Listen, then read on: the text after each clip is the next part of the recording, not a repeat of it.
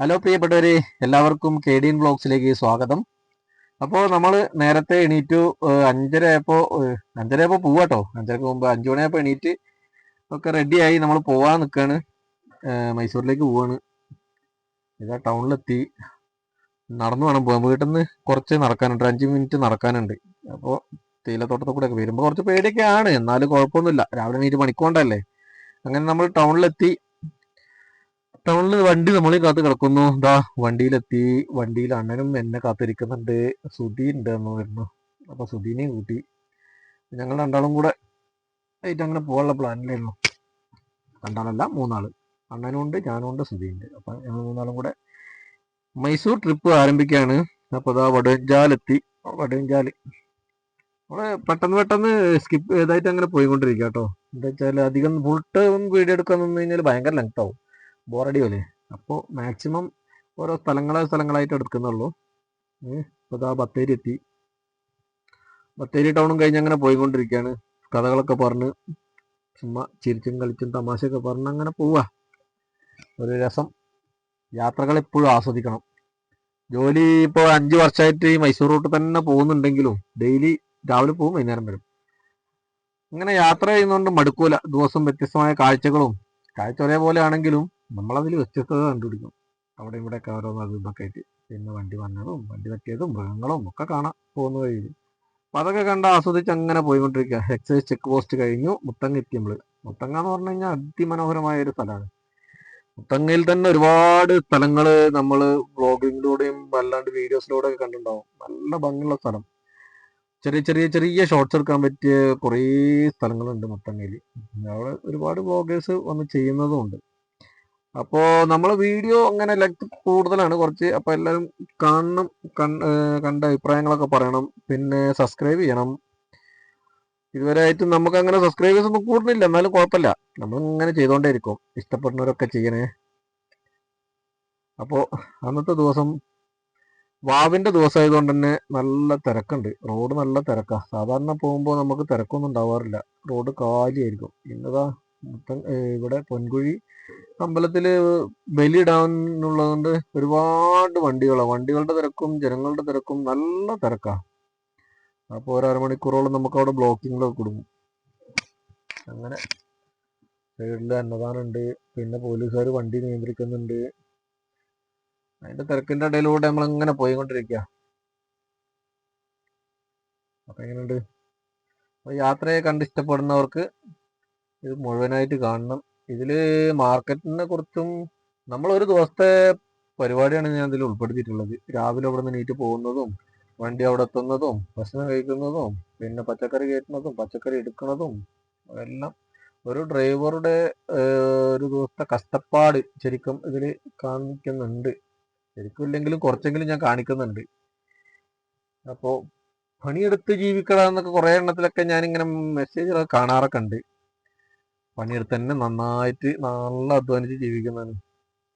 ഇതിപ്പോൾ ഒരു ക്രേസിന് യൂട്യൂബ് തുടങ്ങണം എന്ന് വിചാരിച്ച് തുടങ്ങി. അപ്പോൾ അതിലെങ്ങനെ വീഡിയോസൊക്കെ ചെയ്ത് അങ്ങനെ പോയിക്കൊണ്ടിരിക്കുകയാണ്. അങ്ങനെ നമ്മൾ കർണാടക ബോർഡറിലേക്ക് കയറാം കേട്ടോ. ബോർഡറിലേക്ക് കയറുമ്പോൾ അവർക്കൊരു മാമൂല കൊടുക്കാനുണ്ട്. മാമൂല കൊടുത്തത് അങ്ങനെ കർണാടകയിൽ കൂടെ ഇങ്ങനെ പോകുന്നു. അതുകൊണ്ടോ ആനയൊക്കെ കാണുന്നത് കാട്ടിൽ പോണ വഴിക്ക്. ചില ദിവസങ്ങളിൽ നല്ല കാട്ടുപോത്ത്, കാട്ടാട്, മാന്, മയില്, കരടി എല്ലാ സാധനങ്ങളും കാണാം. അത് വെളുത്തവാവിൻ്റെ ആ ടൈമൊക്കെ നല്ല നിലാവിൻ്റെ ആ സമയത്തൊക്കെ പോകണം. അപ്പോൾ ഇത് മൃഗങ്ങളെ കാണാം.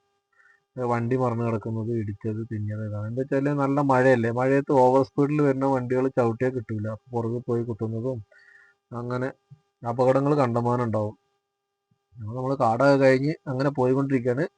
കാട് കഴിയുന്ന ഒരു ഇതാണിത്. നമ്മൾ ഗുണ്ടൽപേട്ടയ്ക്ക് കിടക്കുകയാണ്. അപ്പോൾ ഇവിടെ വാവിൻ്റെ ദിവസം അവിടെ തിരക്കായത് കാരണം ലോറികളൊക്കെ പിടിച്ചിട്ടിരിക്കുകയാണ്. ലോറികളൊക്കെ ഇവിടെ തടഞ്ഞിട്ടിട്ട് ചെറിയ വണ്ടികൾ മാത്രമേ വിടുന്നുണ്ടായിരുന്നുള്ളൂ. ഇത് കഴിഞ്ഞ് നമ്മൾ 11 മണി 12 മണി ആകുമ്പോൾ ലോറികളൊക്കെ വിടും. അതുവരെ ഇവിടെ പിടിച്ചിട്ടുകൊണ്ടിരിക്കും. അപ്പം നമ്മൾ ഇനി അടുത്തത് ഗുണ്ടൽപേട്ട എത്തി.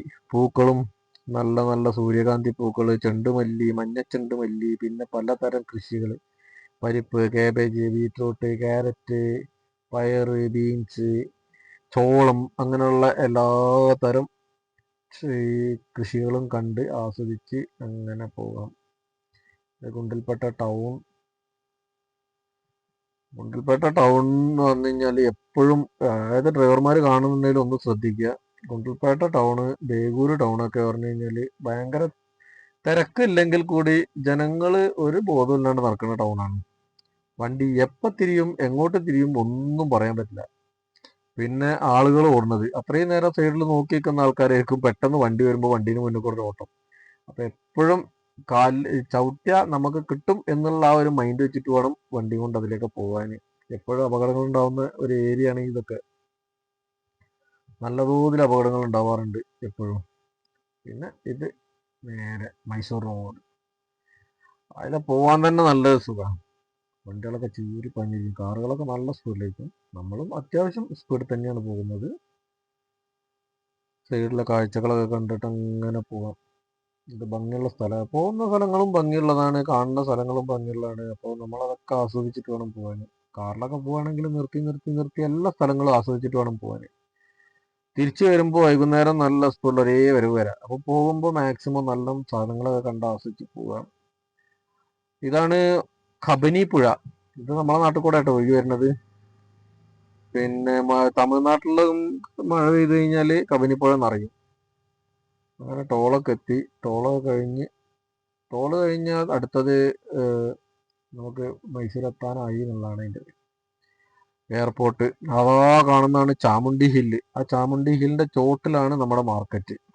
ഇതാ കണ്ടോ, ഇത് മാർക്കറ്റിലേക്ക് കയറുന്ന മെയിൻ റോഡല്ല കേട്ടോ, ഇത് മാർക്കറ്റിലേക്ക് കയറുന്ന അടുക്കള വഴി എന്ന് പറയാം.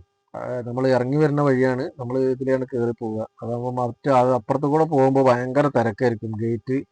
ഗേറ്റ് മുതൽ അങ്ങ് വരെ ഉള്ള എല്ലാ വണ്ടികളും നിർത്തിയിട്ടിട്ട് ഭയങ്കര തിരക്കാണ്. അതുകൊണ്ട് ഇതിലേ പോകുമ്പോൾ തന്നെ നമുക്ക് മലയാളികളുടെ ഒരു ഹോട്ടലും ഉണ്ട് അവിടെ. തലശ്ശേരിക്കാരാണ് നടത്തുന്നത്. അവിടുന്ന് നല്ല മസാല ദോശയോ ഉപ്പുമാവ്, ദോശ, ഇഡ്ഡലി, ചട്നി ഒക്കെ ഉണ്ടാവും. നമ്മളെപ്പോഴും മസാല ദോശ കഴിക്കാം, നല്ല ടേസ്റ്റ്. അവിടുത്തെ വെജിറ്റേറിയൻ ഹോട്ടലാണ്. അതിൽ കൂടെ കയറി ഇതാ ഭക്ഷണം കഴിച്ച് കഴിഞ്ഞിട്ട് നമ്മൾ നേരെ താഴെത്തുന്നത് ഇപ്പോൾ ഒരു ഗുഹ പോലെ കണ്ടില്ലേ, അതിൻ്റെ മേലെ കൂടെയാണ് ബാംഗ്ലൂർ ഹൈവേ പോകുന്നത്. അതിൻ്റെ അടിയിൽ കൂടെയുള്ള റോഡാണത്. അങ്ങനെ മാർക്കറ്റിൽ വന്നു കഴിഞ്ഞാലും വണ്ടികൾ ഓടിക്കുമ്പോൾ ഭയങ്കര ശ്രദ്ധിക്കണം.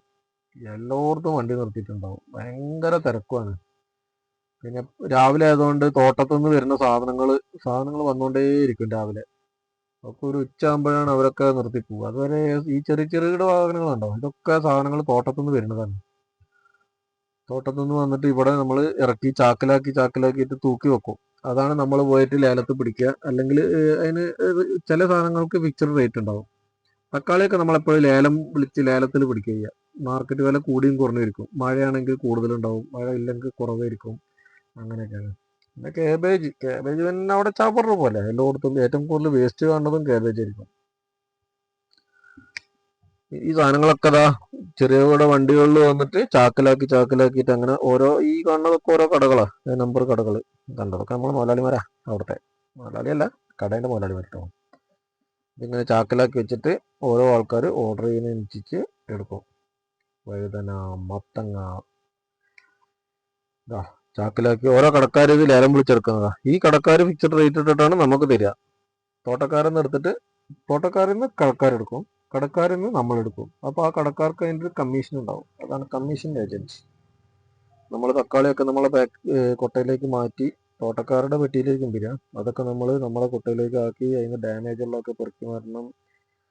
പിന്നെ തോട്ടക്കാരെ ഒരു 3 പെട്ടി ഉണ്ടായാലേ നമ്മൾ 2 പെട്ടിയിലേക്ക് ആവുള്ളൂ. അപ്പം അതിനനുസരിച്ചുള്ള വിലമാറ്റം ഉണ്ടാവും. അങ്ങനെ ഒക്കെ പെറുക്കിയതുണ്ട്, ഒക്കെ നന്നാക്കുക. തക്കാളിയൊക്കെ നന്നാക്കി കയറ്റി ഇടണം. അത് കഴിഞ്ഞ് തക്കാളി കയറ്റി കഴിഞ്ഞാൽ നമ്മൾ നേരെ പോകുന്നത് ഉള്ളി മാർക്കറ്റിലേക്കാണ്. അവിടെ ഉള്ളി, വെളുത്തുള്ളി, കിഴങ്ങ് ഒക്കെ ഉണ്ടാവും. കയറ്റി നമ്മളെ വണ്ടിയിലേക്ക് ലോഡ് ചെയ്തുകൊണ്ടിരിക്കുകയാണ്. അധികം രാജസ്ഥാൻ, ബീഹാർ, പിന്നെ നാസിക്, ജയ്പൂർ ഇങ്ങനെയുള്ള സ്ഥലത്തു നിന്നാണ് ഈ സാധനങ്ങളൊക്കെ വരുന്നത്. ഉള്ളി, കിഴങ്ങൊക്കെ. ഉള്ളി കയറ്റി കഴിഞ്ഞാൽ കിഴങ്ങടെ പോയി കഴിഞ്ഞാൽ നമ്മൾ പ്രത്യേകം ശ്രദ്ധിക്കണം. നല്ല കിഴങ്ങ് നോക്കിയെടുക്കണം. കിഴങ്ങ് കയറ്റി കഴിഞ്ഞിട്ടാണ് നമ്മൾ ഇന്ന് ഫുഡ് കഴിക്കുക. അത് അവിടെ കർണാടകയിൽ തന്നെയുള്ള ബാത്ത് റൈസാണ് നമ്മൾ കഴിക്കാറ്. അത് കഴിഞ്ഞാൽ പിന്നെ നമ്മളെ ചാക്കുകൾ നമ്മൾ ലേലം വിളിച്ച് ഓരോ കടകളിലുണ്ടാവും. ഓരോ സാധനങ്ങൾ ഓരോ കടകളിൽ നിന്ന് എടുക്കുക. അതൊക്കെ കെട്ടി ഉണ്ടോ, നല്ല മൈപ്പാ.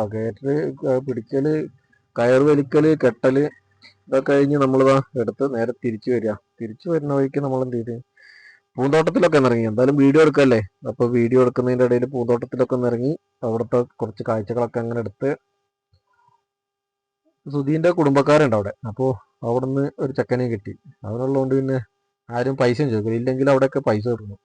അപ്പോൾ എല്ലാവരും സബ്സ്ക്രൈബ് ചെയ്യുക, ലൈക്ക് ചെയ്യുക, ഷെയർ ചെയ്യുക. Okay, by.